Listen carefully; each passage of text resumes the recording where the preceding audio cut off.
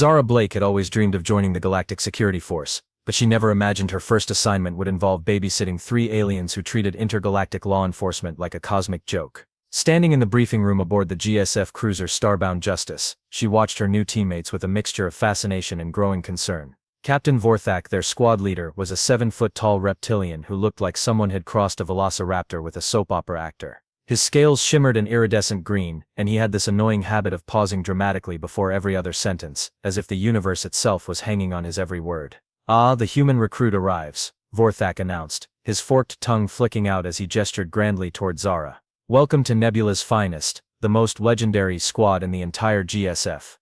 Glix, their resident hacker, barely looked up from the 17 different data tablets he had floating around his insectoid form. His compound eyes reflected the screen's glow, and his 6 arms moved in a constant blur of typing, swiping, and what Zara could only assume was stress-eating synthetic protein cubes. The bug-like alien's chittering could be heard from across the room. "She's the one from Earth, right?" Glix asked between rapid-fire keystrokes. "The species that still uses chemical rockets and thinks artificial intelligence will destroy them. Oh, this should be entertaining." The third member of their illustrious team was Torvin, a walking boulder who spoke exclusively in monotone and apparently found everything in the universe equally fascinating, which is to say, not at all. His rock-like exterior shifted slightly as he turned toward Zara, pebbles falling from his shoulders. "Human confirmed," Torvin stated flatly. "Species survival rate in first missions, statistically concerning." "Thanks for the warm welcome, guys," Zara muttered, adjusting her standard-issue GSF uniform. She had trained for 3 years at the academy, graduated top of her class in xenobiology and tactical operations, and somehow ended up with the squad that treated their jobs like a traveling comedy show. Vorthak spread his arms wide, scales catching the overhead lights. "Do not take offense, small mammal. We are simply experienced in the ways of the galaxy. You will learn much from us. If she survives long enough," Glix added helpfully, not looking up from his screens. "Did you know humans have an average lifespan of only 80 years?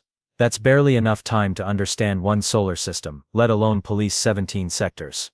Zara was beginning to understand why Nebula's finest had the highest turnover rate in the GSF. Their reputation for solving cases was legendary, sure, but their reputation for respecting new recruits was apparently non-existent. "So," she said, trying to steer the conversation towards something productive, "what's our mission brief?" Vorthak activated the holographic display with a flourish that would have made a theater director proud. A green and blue planet materialized in the center of the room, rotating slowly as data streams cascaded around it. "Behold, Verdania," he announced, pausing for what Zara assumed was dramatic effect, a peaceful agricultural world on the outer rim. Population roughly 50,000 farmers, fishermen, and people who apparently have nothing better to do than grow vegetables. Glix's chittering intensified as he pulled up additional files. "Reports of bandit activity have been trickling in for the past 3 weeks. Livestock theft, crop destruction, the usual small-time nonsense. Local authorities requested GSF assistance because they're overwhelmed by what appears to be, wait for it, organized cattle rustling." "Cattle rustling. Cattle rustling," Torvin repeated in his characteristic monotone. "Threat level, minimal. Expected resistance, negligible. Mission difficulty, insulting to our capabilities." Zara studied the planetary data, noting the dense forest coverage and unusual wildlife classifications. "What about the ecosystem reports? Some of these biological readings look interesting." "Interesting how?" Vorthak asked, though his tone suggested he couldn't care less.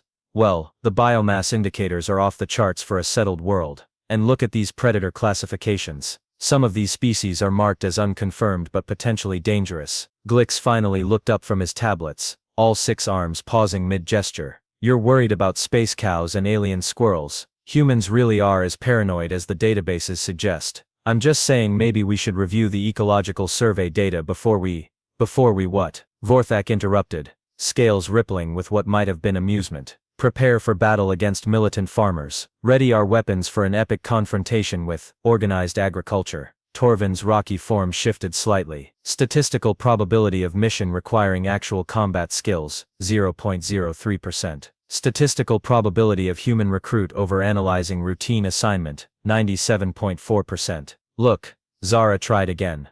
"I just think proper preparation is the hallmark of inexperience masquerading as wisdom." Vorthak finished grandly. "Trust in your superiors, little mammal. We have handled far more dangerous assignments than wayward farm equipment and disgruntled vegetable merchants." Within the hour, they were aboard their transport ship, The cosmic dancer, heading toward the Verdania system. Zara spent the journey reviewing every file she could access about their destination, while her teammates seemed more interested in discussing their shore leave plans and placing bets on how quickly they could wrap up this embarrassingly simple assignment. 20 credits says, "We're done in 6 hours. Glix chittered. "Make it 4 hours. Vorthak countered. "I have dinner reservations on Nexus Prime tomorrow." Zara kept her concerns to herself and continued reading. The cosmic dancer broke through Verdania's atmosphere like a falling star, and Zara had to admit the planet was breathtaking. Rolling emerald hills stretched to the horizon, dotted with pristine farmsteads and crossed by rivers that sparkled like liquid silver. Ancient forests carpeted the mountainsides, their canopies so thick they looked like green storm clouds that had decided to take root. "Well, would you look at that," Vorthak said as they descended toward the primary settlement. "Paradise itself, I can practically smell the pastoral tranquility. Atmospheric composition is optimal," Torvin reported. "Oxygen levels compatible with 93% of known species. Temperature moderate, weather patterns stable. Threat assessment remains boring." But Zara was studying her scanner readings with growing unease.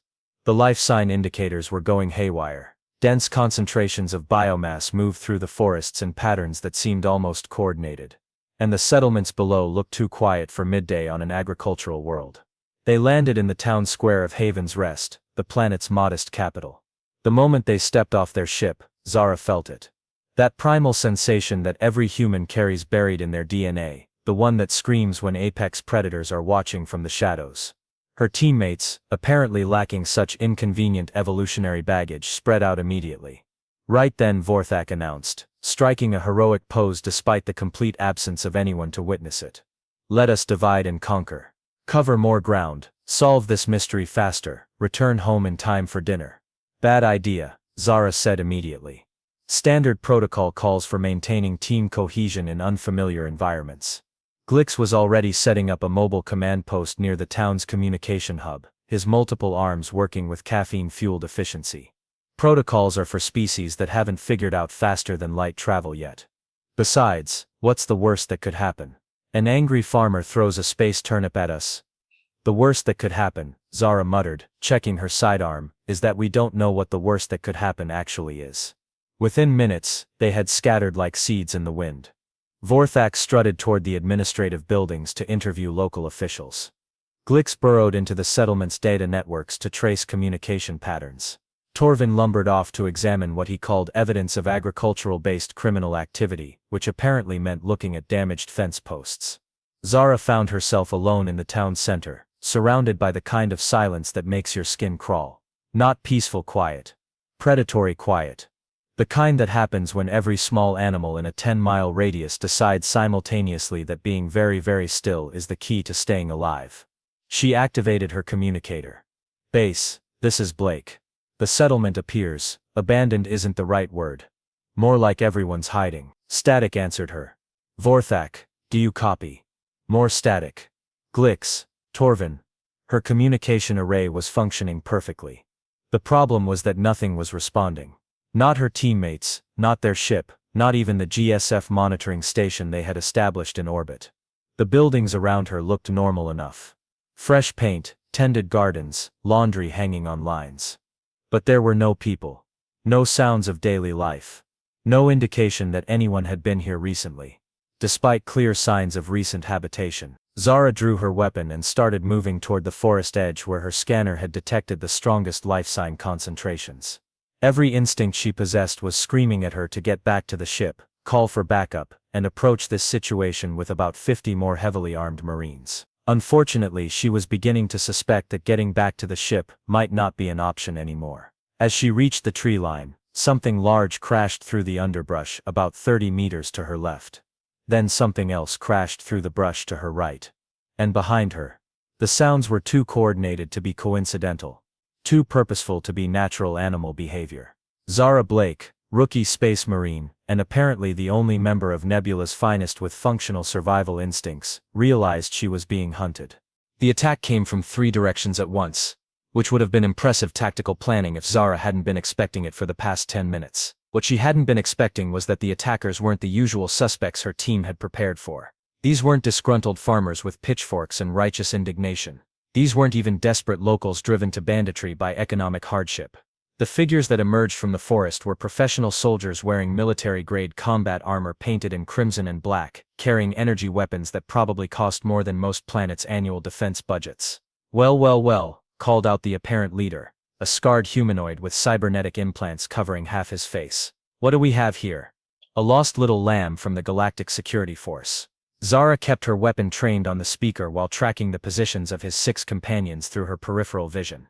I'm guessing you're not the local welcoming committee. Oh, we're very welcoming, the leader laughed, his voice distorted by vocal enhancers. We welcome anyone foolish enough to interfere with Crimson Claw operations.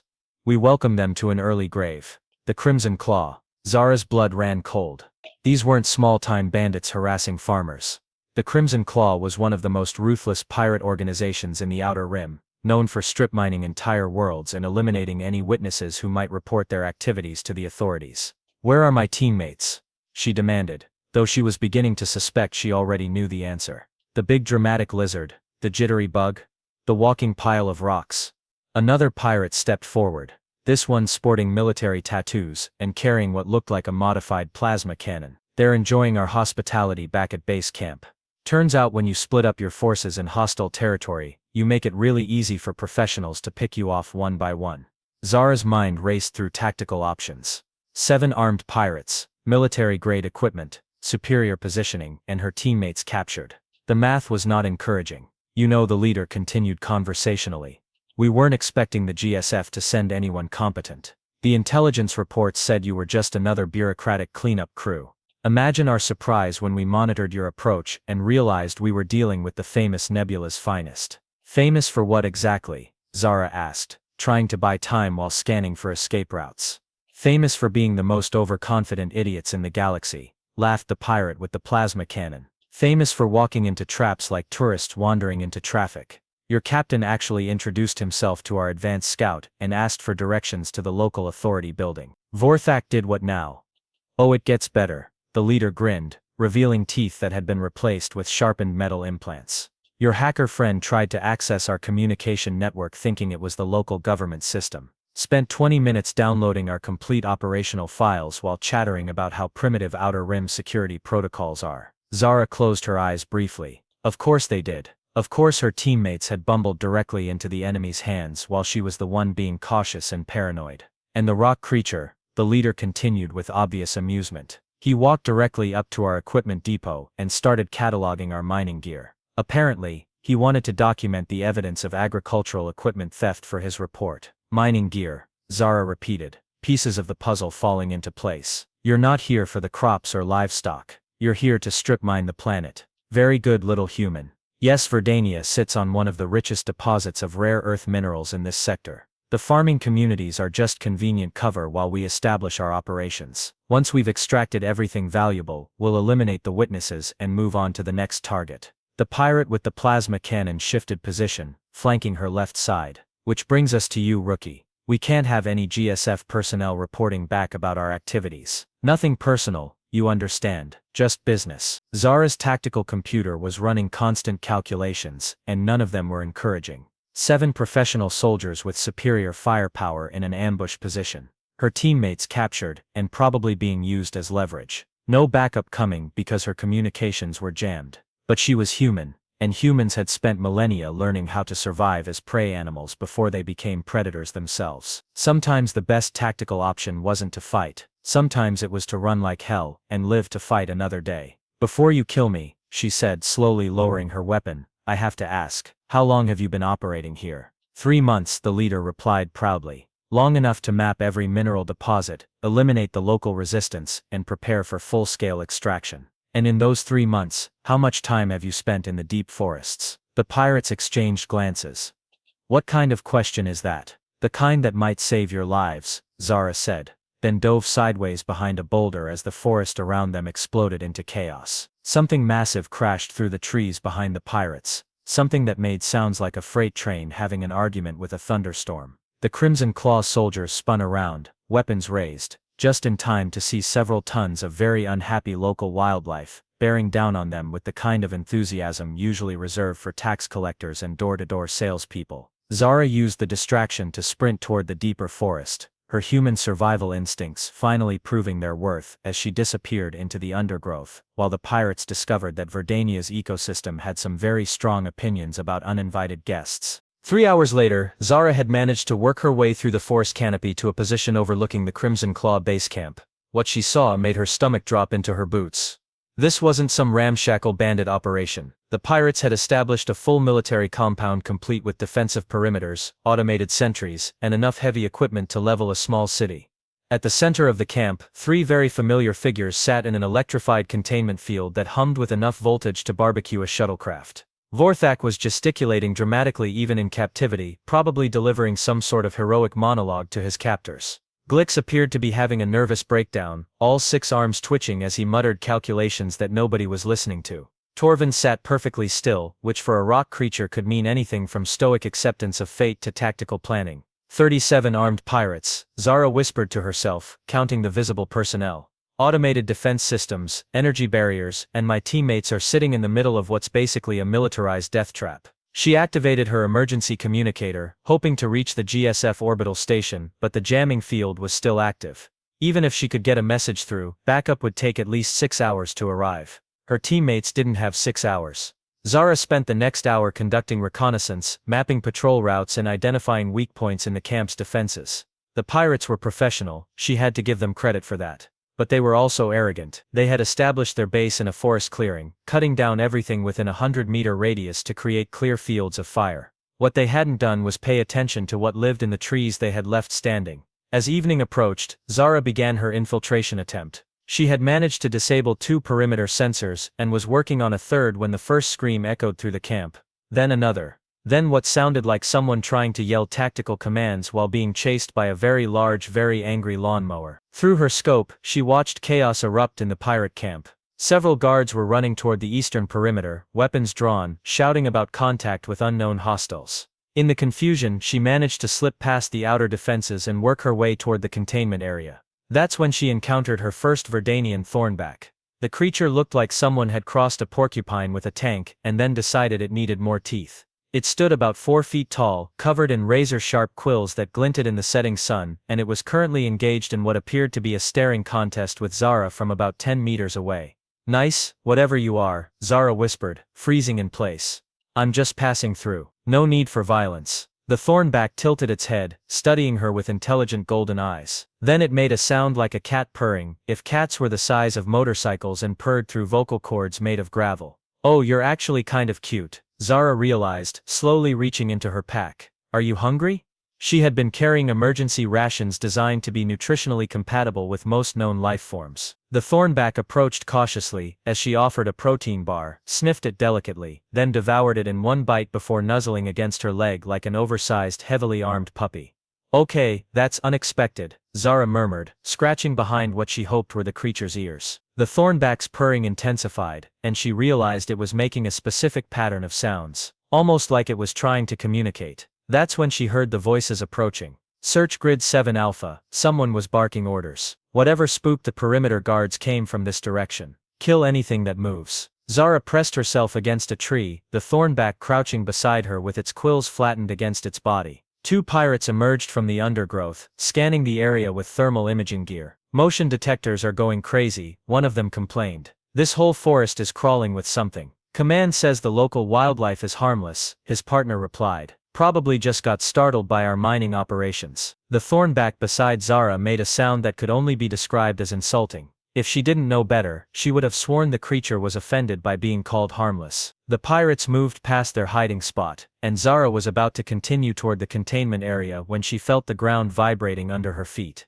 Not mechanical vibrations. Footsteps, very large footsteps approaching from multiple directions. The thornback suddenly stood up, its golden eyes fixed on something behind the trees. It made a series of rapid clicking sounds, almost like it was having a conversation with something Zara couldn't see. That's when the clicking sounds were answered. From the forest around them came a chorus of responses. Clicks, growls, purrs, and sounds that Zara's human brain couldn't even categorize. The undergrowth rustled as shapes moved between the trees, large shapes that made the thornback look like a household pet. "Oh," Zara breathed, understanding flooding through her. "You weren't alone, you were the scout." The thornback looked up at her with what she could only interpret as approval, then made another series of clicking sounds toward the forest. The response was immediate and unmistakable. Something was coming. Something big, multiple somethings actually. Zara crept forward to get a better view of the pirate camp, the thornback padding silently beside her. What she saw made her question everything she thought she knew about apex predators, pack behavior, and the fundamental nature of intelligent life in the universe. Standing at the edge of the tree line, partially hidden in shadow, was the largest land predator she had ever seen. It stood at least 12 feet tall at the shoulder, with a body that seemed to be part wolf, part bear, and part something that evolution had specifically designed to make hardened space pirates reconsider their career choices. But that wasn't the most shocking part. The most shocking part was that it was looking directly at her with eyes that showed unmistakable intelligence. And behind it, barely visible in the darkness, she could make out the shapes of at least a dozen more creatures just like it. The Verdanian Titan wolf, according to her mental catalog of the planetary survey data. Apex predator, pack hunter, intelligence level listed as unconfirmed but potentially significant. As Zara watched, frozen in a mixture of terror and fascination, the massive creature stepped forward into the fading light. Its eyes never left hers as it approached with fluid, silent grace that defied its enormous size. 20 feet away, it stopped and sat down like a well-trained dog. Then it tilted its head and made a sound that was unmistakably questioning. The thornback beside her chirped once and scampered over to the Titan wolf, which lowered its massive head to nuzzle the smaller creature affectionately. "Your family," Zara realized, her voice barely a whisper. "You're all family." The Titan wolf's attention returned to her, and this time she was certain she saw recognition in its gaze. Not just awareness, but understanding. It had been watching her, studying her behavior with the thornback, evaluating her intentions. And apparently, she had passed some sort of test. The great creature rose to its feet and padded closer, each step deliberate and careful. When it reached her position, it lowered its massive head until they were at eye level, studying her with an intelligence that made her skin prickle with awareness. Then in a gesture that would have seemed impossible if she hadn't witnessed it herself, the Titan wolf gently touched its nose to her forehead in what could only be interpreted as acceptance. "Pack friend," she whispered, somehow knowing that was the right term. "You're accepting me as pack friend." The creature's response was a low rumble that she felt in her bones, and suddenly the forest around them was alive with movement as the rest of the pack emerged from the shadows. Zara Blake, rookie space marine, and apparently the first human to be adopted by an apex predator pack, realized that the Crimson Claw pirates were about to have a very bad evening. What happened next would later be recorded in GSF tactical manuals as the most unconventional rescue operation in galactic history, though the official reports would carefully omit any mention of interspecies pack bonding or the philosophical implications of apex predator intelligence. The Titan wolf beside Zara made a series of low vocalizations that sounded like distant thunder mixed with a diesel engine having philosophical discussions. The response from the forest was immediate and coordinated. Shapes began moving through the trees with purpose and precision that would have made military strategists weep with envy. "You're not just hunters," Zara whispered in amazement. "You're tactical planners." The great creature's eyes met hers again, and she could swear she saw approval in that ancient gaze. Then it turned toward the pirate camp and made a sound that could only be described as deeply disapproving. The attack began with what the pirates would later describe in their very brief testimonies before being shipped off to maximum security detention facilities as the trees themselves coming alive with malevolent intent. Thornbacks emerged from the undergrowth like living missile systems, their quills finding gaps in armor with surgical precision. The pirates' energy weapons proved remarkably ineffective against creatures that had evolved to hunt prey much faster and more dangerous than bipedal tool users with anger management issues. But the Thornbacks were just the opening act. The Verdanian Grove Stalkers descended from the canopy like shadows with teeth, moving through the camp's defensive positions with fluid grace that made the pirates' tactical training look like amateur theater. These creatures were built for stealth and precision strikes, standing about 8 feet tall with natural camouflage that shifted to match their surroundings. "Contact, contact," screamed one of the pirates into his communicator. "We're under attack by unknown hostiles. Request immediate." His transmission was cut short when a Grove Stalker materialized beside him and gently but firmly removed his weapon. The creature then patted him on the head with what appeared to be fond condescension before zip-tying his hands behind his back with restraints that had definitely come from the pirate's own equipment supplies. But even the Grove Stalkers paled in comparison to the Titan wolves. When the pack finally revealed themselves, the remaining pirates stopped shooting and started praying to whatever deities their various species favored. 12 creatures, each the size of a small building, emerged from the forest with the kind of coordinated precision that spoke of intelligence, planning, and a very thorough understanding of small unit tactics. The lead Titan wolf, Zara's newfound packmate, approached the containment field holding her teammates with delicate care. One massive paw touched the energy barrier, and the creature tilted its head as if analyzing the technology. Then it looked back at Zara and made an inquiring sound. You want to know how to turn it off safely, she realized. Without hurting the people inside, the creature nodded. Actually nodded, like a human would. The philosophical implications of that gesture would keep xenobiologists arguing for decades. Zara approached the control panel, keeping one eye on the surrender negotiations happening throughout the camp. The Verdanian wildlife had systematically disarmed every pirate without causing any permanent injuries, which showed a level of restraint that most military forces could learn from. Okay, big guy, she said to the Titan wolf as she worked on the containment field controls. The energy matrix is designed to collapse inward if tampered with, so I need to reverse the polarity and then there. The barrier flickered and died, and her 3 teammates tumbled out of their prison like the universe's most dysfunctional jack-in-the-box. Zara, Vorthak exclaimed dramatically, scales shimmering with relief. You have rescued us. Though I must say, your methods are somewhat. His voice trailed off as he noticed the 12-foot-tall apex predator sitting patiently beside her like an enormous heavily armed therapy dog. Somewhat unorthodox, he finished weakly. Glix had gone completely still, all 6 arms frozen in mid-gesture as he stared at the Titan wolf. That is the largest terrestrial predator I have ever seen. And it appears to be waiting for you to introduce us? Hack friend Zara, Torvin stated in his usual monotone, though there was something that might have been wonder in his rocky voice. Status, apparently adopted by Apex Predator Pack. Tactical implications, fascinating. Survival probability significantly improved. The Titan wolf studied each of her teammates in turn, then looked at Zara with what she was learning to recognize as a question. She could almost hear the thought process. These are your packmates, really? Are you sure? They're idiots, she said fondly, but they're my idiots. The great creature seemed to consider this, then made a sound that might have been laughter. It approached Vorthak first, sniffing delicately at the reptilian's scales. Vorthak, to his credit, stood perfectly still even though his knees were visibly shaking. After a moment of consideration, the Titan wolf gently touched its nose to Vorthak's forehead in the same gesture of acceptance it had given Zara. Pack friend Vorthak, Zara translated. You're being adopted too. The same process was repeated with Glix and Torvin, each receiving the ceremonial nose touch that apparently signified acceptance into whatever complex social structure these creatures maintained. By the time the GSF backup forces arrived 6 hours later, they found a scene that defied all tactical expectations. The Crimson Claw pirates were neatly arranged in zip-tie restraints, their equipment carefully catalogued and secured. The stolen goods had been returned to their proper owners. Even the environmental damage from the mining operations had been partially reversed, with native plants already beginning to reclaim the cleared areas. Nebula's finest sat around a campfire with a pack of apex predators, sharing emergency rations and what appeared to be the galaxy's most improbable interspecies cultural exchange. So, Captain Rodriguez of the GSF cruiser Vigilant Justice said as he reviewed Zara's after-action report, "Let me make sure I understand this correctly. You solved an interstellar piracy case by befriending the local wildlife." "The local intelligent wildlife, sir," Zara corrected.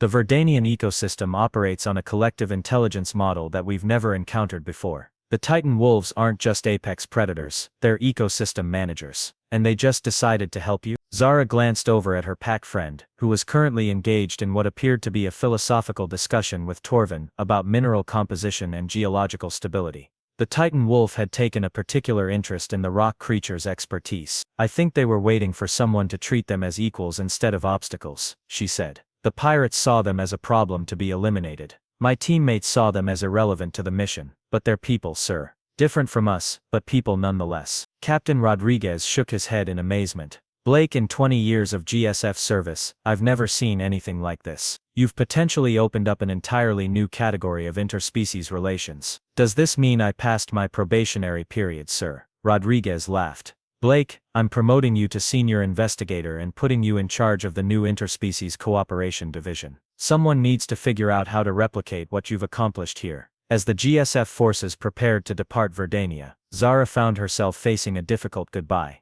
The Titan wolf pack had gathered at the edge of the forest, their golden eyes reflecting the light of the setting sun. Her pack friend approached one final time, lowering its massive head to touch her forehead. The gesture was gentle, affectionate, and unmistakably farewell. "I'll be back," she promised. "This planet is under GSF protection now. No more strip mining, no more exploitation, just, maybe put up some warning signs for future visitors. Something like approach with respect or prepare for educational mauling. The Titan Wolf's rumbling laughter followed them back to their ship. 6 months later, Zara's approach to interspecies cooperation had been adopted as standard GSF protocol for first contact situations. Vorthak had developed an entire training program based on what he called the dramatic art of respectful introduction. Glix had published 17 papers on ecosystem-based collective intelligence. Torvin had been appointed as the GSF's first geological-biological interface specialist. And on Verdania, the forests grew a little taller, the streams ran a little clearer, and occasionally, visitors who approached with respect and offered to share their lunch found themselves with some very impressive backup whenever trouble arose. After all, as Zara had learned, sometimes the best way to deal with apex predators isn't to fight them or avoid them. Sometimes, the best approach is to ask politely if they'd like to be friends.